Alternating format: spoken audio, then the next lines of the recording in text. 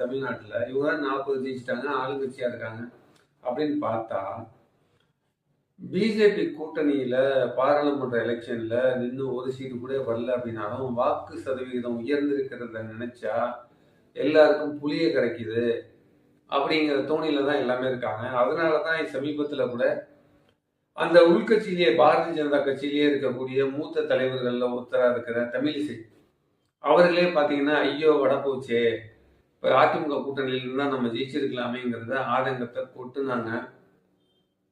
என்னதான் அவங்க முன்னாள் தலைவராக இருந்தாலும் அவங்கள ஒரு மதிக்கக்கூடிய இடத்துல தான் அவங்க இருக்காங்க. ஒரு ஆளுநராக இருந்து ரிசைன் பண்ணிட்டு வராங்க, அந்த கட்சியில சீட்டு தராங்க. ஆனா இதுல என்ன பார்க்கணும், அவங்க தான் பார்க்கணும் அந்த கட்சி என்ன நிலைமையில இருந்துச்சு, இவ்வளவு நாளா 4 கொடுப்பாங்களா 5 கொடுப்பாங்களான்னு தெரியாதுங்கிற இடத்துல இருந்து இன்னைக்கு 11% வாக்கு வங்கி இருக்குன்னு ஒரு காமிக்கும் போது